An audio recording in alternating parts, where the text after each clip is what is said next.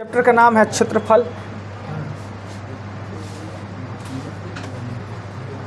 Area और mensuration का ये पहला पार्ट है। एरिया उसके बाद वॉल्यूम। सभी बात बता दिए, कितना पिक्चर पढ़ना है, क्या क्या फार्मूला याद करना है, परिमाप क्या होता है, परिधि क्या होता है, क्षेत्रफल क्या होता है, विकर्ण क्या होता है, कर्ण क्या होता है, कितने भुजे होते हैं, कौन कौन फार्मूला यूज करेंगे, ये चीज़ कब हम एरिया ज्ञात करेंगे, कब पेरीमीटर ज्ञात करेंगे, सभी कुछ पता है। वॉल्यूम आएंगे तो कुछ और बात। एरिया में एक और बात बताना अगर भूल गए होंगे तो बता देंगे बीच में कि अगर हेक्टेयर का मतलब क्या होता है। हेक्टेयर, एक हेक्टेयर बराबर होता है 10,000 मीटर स्क्वायर। कभी कभी एरिया हेक्टेयर में दे दे तो एक हेक्टेयर बराबर 10,000 मीटर स्क्वायर होता है। क्षेत्रफल हमेशा स्क्वायर में होता है और परिमाप होता है वो मीटर में होता है। क्लियर। आइए, मीटर को सेंटीमीटर, सेंटीमीटर को किलोमीटर में संबंध जानते हैं कि किलोमीटर का मीटर 1000 और मीटर से सेंटीमीटर 100, यही ना संबंध है, अदरवाइज और नहीं। डेका मीटर, डेसीमीटर कभी कभी आपको परेशान करेगा तो डेसी होता है 10 भागा में और डेका होता है 10 गुना में। सेंटीमीटर का मीटर से 100 के बीच संबंध बनता है, 100 से संबंध बनता है तो 200 से संबंध बनेगा ना। वही 10 के संबंध को डेका और डेसी कहते हैं। नीचे आ जाए डेसी हो जाता है, ऊपर जाता है डेका हो जाता है ना, बस इतना ही है। यानी 100 के बीच में 10 से संबंध जोड़ना का डेसी डेका होता है। क्लियर। आइए एग्जाम्पल नंबर 1 पे आते हैं। एग्जाम्पल नंबर 1 पे जिनसे जो बात पूछे वही बताइएगा। कहता है एक आयतकार भूखंड की लंबाई चौड़ाई। सबसे पहले आयत कह रहा है तो पिक्चर ना बना लीजिए आयत का। आयत तो इसी को कहते हैं जिसमें लंबाई हो, चौड़ाई हो, सभी को 90 डिग्री हो, आमने सामने की भुजा समान हो तथा समानांतर हो, यही होता है। क्षेत्रफल पूछेगा तो L गुने B, परिमाप पूछेगा तो 2L 2B, और अगर विकर्ण पूछेगा तो √L² B², यही ना। इसके अलावा क्या हो सकता है? तीसरा फॉर्मूला इसके लिए होगा ही नहीं। कहता है यदि इसकी लंबाई 15 मीटर है और चौड़ाई 8 मीटर है, भूखंड का क्षेत्रफल और विकर्ण की लंबाई। क्षेत्रफल पूछ रहा है तो क्षेत्रफल होता है L गुने B और विकर्ण होता है, तो इसमें क्या दिक्कत है ना, आराम से निकल गया, कोई दिक्कत नहीं। आते एग्जाम्पल 2 पे। एग्जाम्पल 2 कहता है एक आयत की भुजा 16 सेमी लंबी है, इसकी विकर्ण की लंबाई। अब क्या कर दिया, आयत तो दे दिया, एगो भुजा 16 दे दिया मीटर और विकर्ण दे दिया 20 मीटर दे दिया। हमें पता है कि एक चतुर्भुज में 2 त्रिभुजों घुसा हुआ रहता है, चूँकि 360 और 80 होता है। क्या इसमें 2 त्रिभुज नहीं दिख रहा है? और जब ये कोण 90 डिग्री का है, जब ये कोण 90 डिग्री का है तो राइट एंगल ट्रायंगल सा नहीं बनेगा। और जानते हैं कि 90 डिग्री के सामने वाला ये कर्ण है, ये H है, ये B है, तो ये L निकलेगा, L निकालना होगा। और इसके लिए पता ही है कि H² बराबर होता है, H² बराबर होता है L² + B², यही होता है। अब H दिया है तो H के जगह पर 20, या आपको L ही निकालना है, L निकालना है तो √H² - B² ना।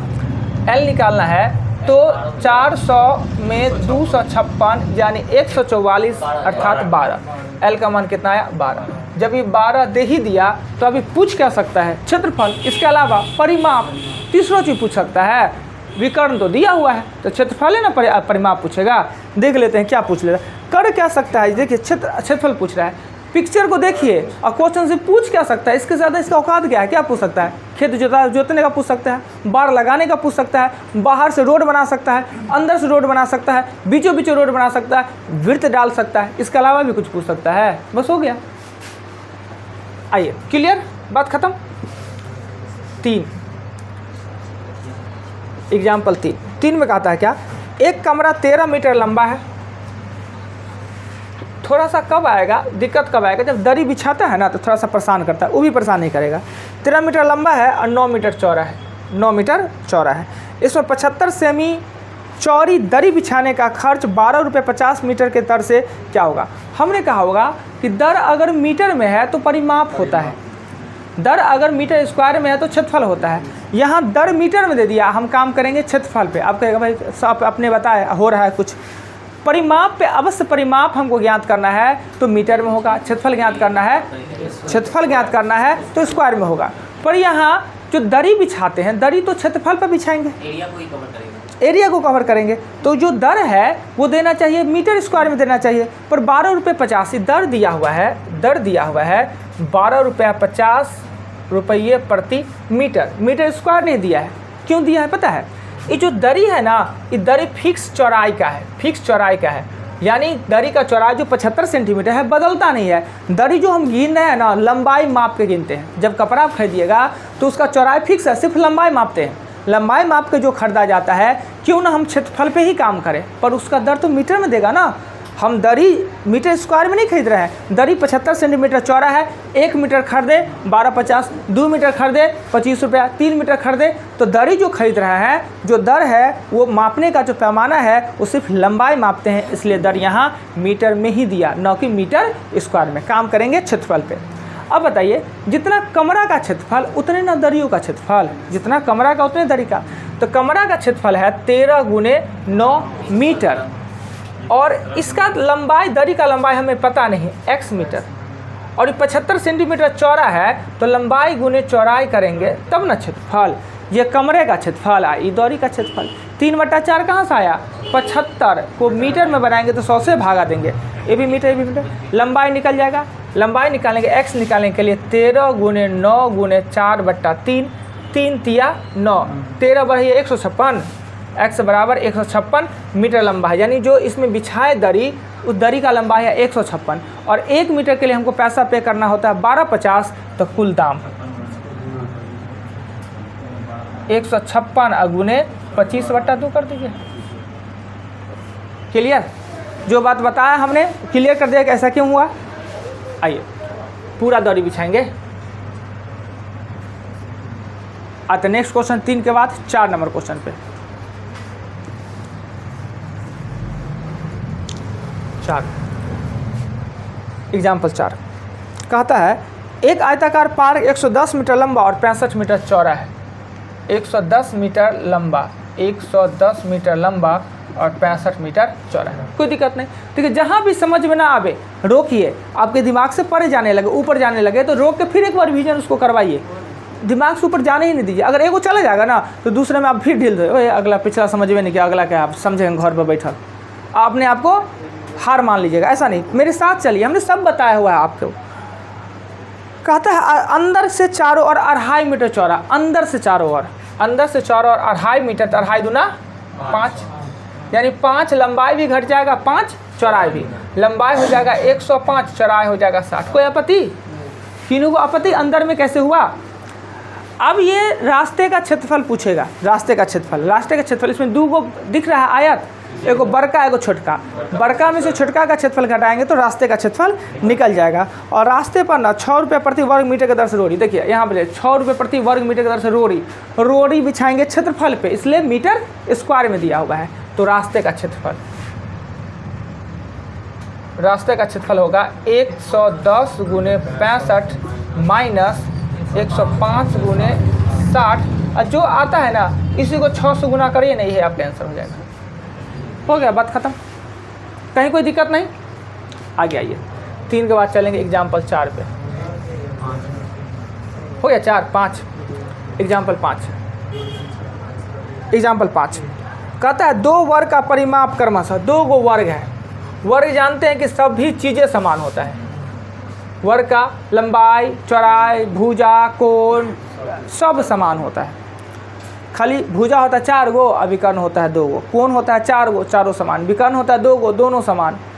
आमने सामने की भुजा समान, समांतर। 2 वर्ग का परिमाप, इसका परिमाप दिया है, 32, इसका परिमाप दिया हुआ है एगो का 40, एगो का 40 दिया है, एगो का 32 दिया है परिमाप। अब फार्मूला लिख दिया हमने परिमाप का, यही तो कला है। जो दिया हुआ है उसी का फार्मूला भी लिख दीजिए, ठीक है। और ए का मान आराम से 10 में हो जाएगा और ए का मान आराम से 8। अब क्षेत्रफल की बात कहता होगा, पूछ रहा था परिमाप समान हो, परिमाप उस वर्ग का परिमाप क्या होगा जिसका क्षेत्रफल इन दोनों वर्ग के क्षेत्रफल के अंतर है, यानी दोनों के अंतर में एगो जो वर्ग बनता है, इसका क्षेत्रफल होगा ए स्क्वायर बराबर होगा 100 और ए स्क्वायर बराबर हो जाएगा 64 ना। दोनों का अंतर करेंगे तो ये जो तीसरा बनेगा इसका क्षेत्रफल कितना होगा 36 मतलब इसका ए स्क्वायर बराबर 36 होगा, तो ए का मान होगा 6, तो परिमाप पूछ रहा था 24। देखिए पहले वाला यूनिट किस चीज़ में दिया हुआ है, सेंटीमीटर में, तो इसको भी सेंटीमीटर लिख लीजिए ना। कोई आपत्ति नहीं, कहीं दिक्कत नहीं। चलते हैं 5। सिर्फ मेरे साथ में बोर्ड पे रहिए, क्यों नहीं समझिएगा, हाथी घोड़ा थोड़ी है। एग्जाम्पल 6 एग्जाम्पल 6 में कहता है क्या, एक कमरा 5 मीटर 44 सेंटीमीटर लंबा, 5 मीटर 44 सेंटीमीटर, तो हम लंबा है तो इसको लिख सकते हैं 5 मीटर और 44 सेंटीमीटर, रहने देते हैं। चौड़ाई है 3 मीटर 74 सेंटीमीटर, 3 मीटर और 74 सेंटीमीटर। एक जाति में लिखना है तो मीटर में बनाने से अच्छा है कि हम सेंटीमीटर में लिख लें, सेंटीमीटर में छुटका बनाना अच्छा आसान होता है। इसको लिख सकते हैं 544 सेंटीमीटर और 374 सेंटीमीटर, कोई दिक्कत नहीं। अब क्या कहता है, इसके फर्श पर कम से कम कितने वर्गाकार टाइल्स लगाए जाते हैं। अब टाइल्स लगाना है वर्गाकार, ये जो टाइल्स लगाना है जो सब टाइल्स वर्गाकार होना चाहिए फर्श पे।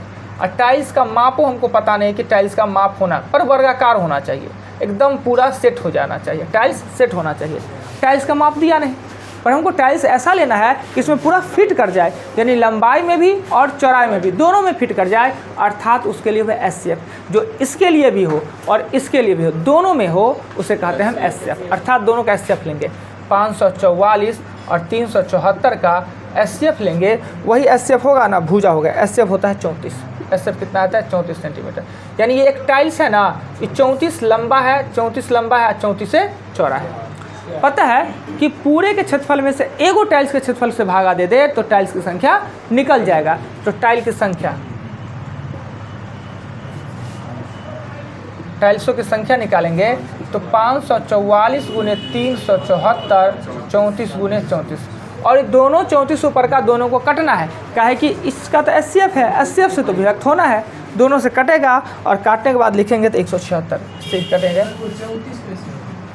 SCF निकालें दोनों का, SCF निकाल के दिखा भी कि आता है ना SCF निकालना।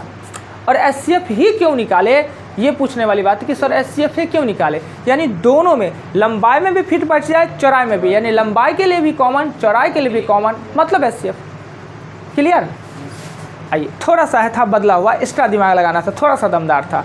चूँकि टाइल्स की संख्या ज्ञात करना था, टाइल्स का क्षेत्रफल दिया है, लंबा चौड़ाई दिया ही नहीं था, दे देता था सीधे भाग दे देते, SCF निकालने की जरूरत नहीं निकल पड़ता। आइए 6, एग्जाम्पल 6 के बाद एग्जाम्पल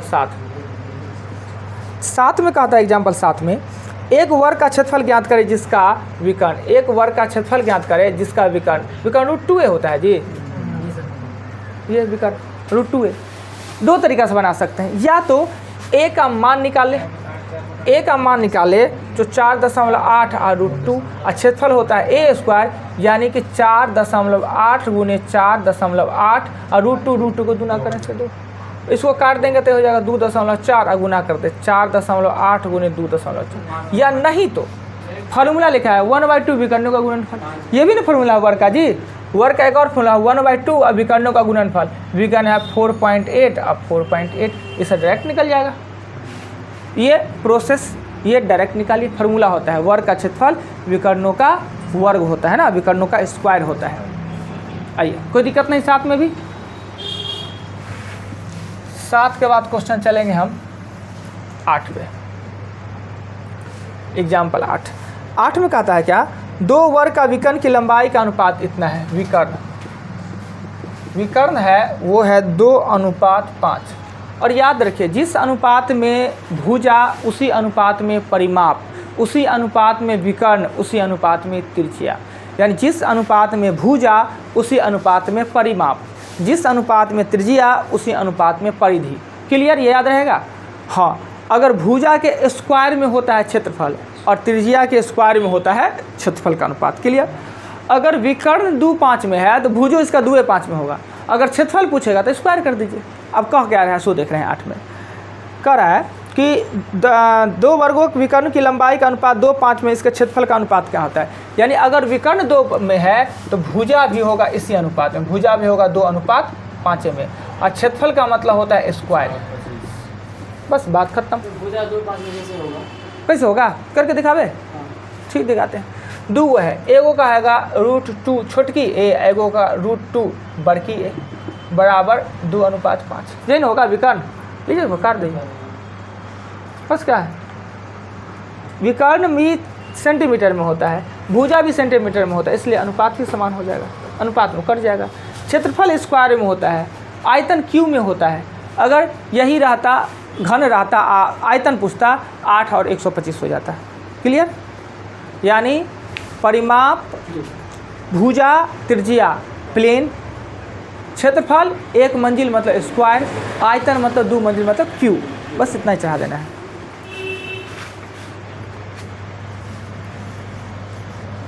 आठ के बाद चलेंगे 9।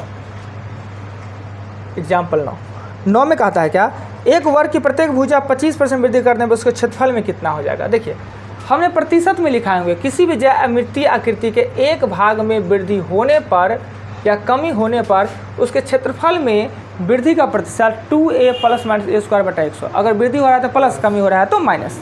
ये तो फार्मूला है, फार्मूला को देखते हैं। 25% तो 2 गुने 25, वृद्धि हो रहा है तो 25 का स्क्वायर बटा 100, 50 प्लस 6.25 तो 56.25% का वृद्धि ना। ये तो हो गया आपका फार्मूला। किसी भी पिक्चर के लिए आप यूज कर सकते हैं। किसी भी ज्यामितीय आकृति के एक भाग में वृद्धि होने से उसके क्षेत्रफल में वृद्धि कमी का फार्मूला ये है। प्रोसेस कैसे बनाएंगे? By process. प्रोसेस से क्या करेंगे कि हम पता है कि वर्ग है या आयतो है तो दोनों का 100-100 दे देंगे। आयत है फिर भी 100-100, वर्ग है तो भी 100-100, क्योंकि प्रत्येक संख्या अपने में 100% होता है। ये तो है ही वर्ग, तो कोई दिक्कत नहीं। 25% का वृद्धि हो जाएगा तो 125 और 125, ये हो जाएगा 1 2 3 4, और ये हो जाएगा 125 गुने 125, 1 5 6 2 5 0, यही होगा ना। बिना जीरो का, बिना जीरो 10, ज़्यादा कितना होगा? 5625 प्रतिशत निकालना है। ये हो गया प्रोसेस ना। आगे चलते हैं 9 के बाद 10 पे। 10 एग्जाम्पल नंबर 10 में कहता है क्या कि एक त्रिभुज की भुजा है वो है 13 14 15। विषमबाहु त्रिभुज तो है ही क्या में जी? विषमबाहु तो है ही। गांव का याद आ गया कि विषमबाहु त्रिभुज तो है, नो डाउट। क्या देखते हैं समकोणों त्रिभुज है, वो पता कैसे चलेगा? तो इन दोनों का स्क्वायर का योग उसका स्क्वायर हो जाए तो समकोण त्रिभुज हो जाएगा। पहले चेक कर लेते हैं। ये तो भुजा दिया तो हम लिख लिए। 13 का 169 और 14 का 196 नहीं हो रहा है। कह रहा एक त्रिभुज की भुजा इतना का अनुपात में है त्रिभुज का क्षेत्रफल। अगर समकोण रहता तो 1/2 आधार गुना ऊंचाई करते। समकोण होता तो 1/2 13 गुने 14 कर देते, हो जाता बात। पर यह राइट एंगल टेंगल है ही नहीं। विषमबाहु मतलब हीरो, तो पहले एस अर्थ परिपाक, तो 13 प्लस 14 प्लस 15/2 कितना होता है? 42 21। हीरो का सूत्र होता है 21 गुने 21 में से 8, 21 में से 14 तो 7 और 21 में से 6। अब क्या कीजिए कि इसमें से 3 ले लीजिए, 2 गुने 3, ये 7 या 21 और 21, इसको कट के लिख दीजिए 21, और 8 दूना 16 का लिख लीजिए 4। गुना करके वर्गमूल निकाले से ये भी किया जा सकता है ना। अभी ने तो अंदर में कट कैसे दी है भाई, हम उसको छांटैया किए हैं, काटे नहीं हैं।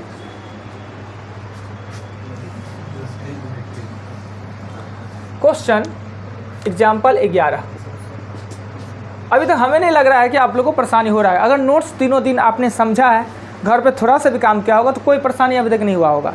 11 कहता एक समकोण त्रिभुज की आधार की लंबाई, कह दिया समकोण त्रिभुज की आधार की लंबाई 12 सेमी है और कर्ण 13 सेमी है। कर्ण 13 सेमी है तो ये एल पूछ रहा है, ये 5 होगा।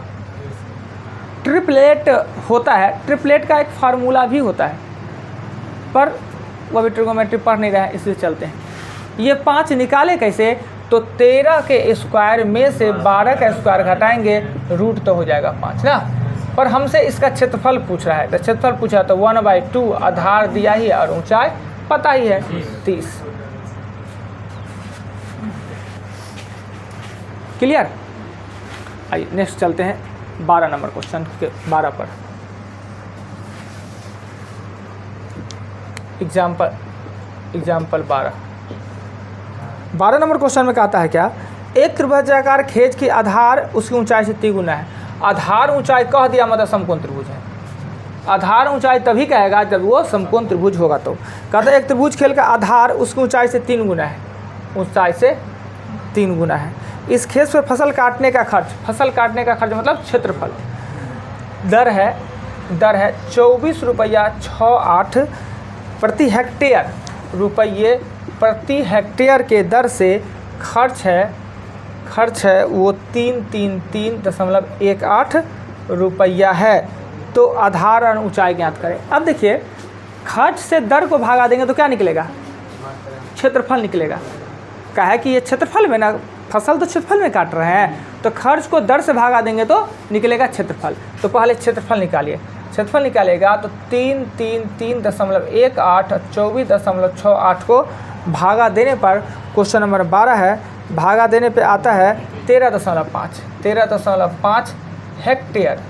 हमने अभी बताया है हेक्टेयर को मीटर में बदलने के लिए 10,000 से गुना करते हैं। तो इस क्षेत्रफल के जगह पर लिखेंगे 13.5 गुने 1 2 3 4, 10,000 मीटर स्क्वायर देंगे तो क्या बन जाएगा, मीटर। तो ये होगा 135 1 2 3 को 0 मीटर स्क्वायर। क्षेत्रफल होता 1/2 और आधार गुने ऊंचाई, यही ना 3 और 3x बराबर में लिख देंगे 135 1 2 3, x निकलेगा और जो कहीं निकाल लीजिए। कहीं आपत्ति लगे तो बोल सकते हैं। हेक्टेयर होता है, हेक्टेयर स्क्वायर नहीं होता है। हेक्टेयर को अगर मीटर में बदलते हैं तो मीटर स्क्वायर होगा। हेक्टेयर खुद एक क्षेत्रफल का मात्रक है, हेक्टेयर है ना उस क्षेत्रफल का मात्रक है, मीटर सेंटीमीटर है ना लंबाई का मात्रक है, तो इसलिए स्क्वायर हो जाता है।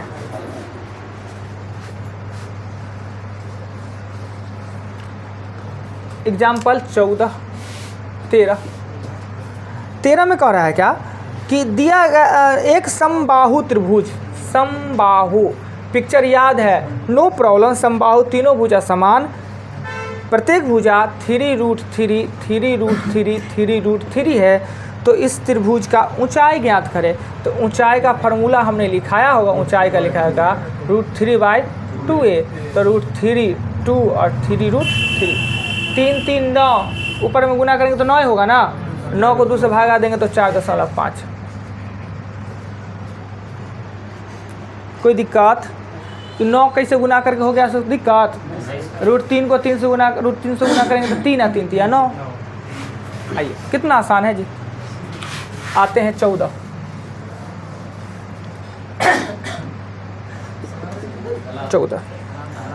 कहता है दो त्रिभुज का क्षेत्रफल का अनुपात है, क्षेत्रफल का अनुपात है 3:4 है। इनकी क्षेत्रफल का अनुपात 4:3 है और ऊंचाई है वो है 3:4 है। तो आधार की लंबाई, तो जानते हैं कि त्रिभुज का आधार ऊंचाई मतलब समकोण त्रिभुज 1/2 और 1/2, L1 और B1, L2 और B2, मगर हमको ऊंचाई के जगह पर दे देते हैं, ऊंचाई के जगह पर दे देते हैं 3 और 4, क्षेत्रफल 4 और 3। कोई आपत्ति, कोई दिक्कत?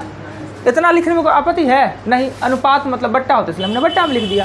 1/2 को काट दिए, क्रॉस करेंगे तो L1 गुने 9 और L2 गुने 16, तो L1 अनुपात L2 16:9।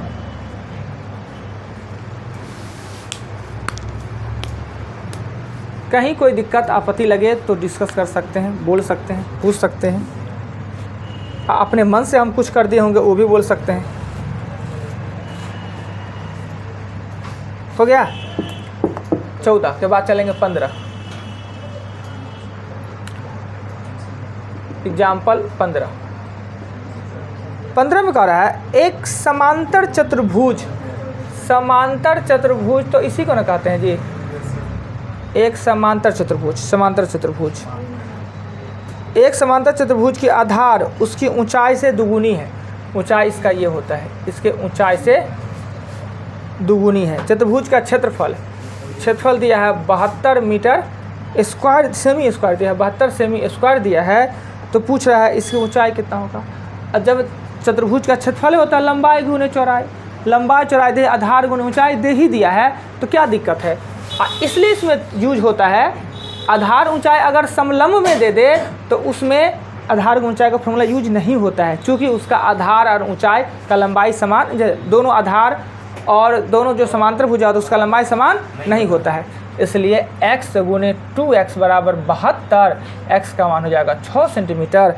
पूछ क्या रहा है 15 में, तो उसकी ऊंचाई पूछ रहा है, तो ऊंचाई तो यही तो है। हो गया क्लियर। 15 तक एग्जाम्पल बहुत प्रेम से बनाना है, और साथ में कम से कम तो 30 तक क्वेश्चन तो जाना ही जाना होगा। क्या 30 तक क्वेश्चन जाइएगा, कल के बाद परसों आइएगा तब कि कम कर दे थोड़े जी।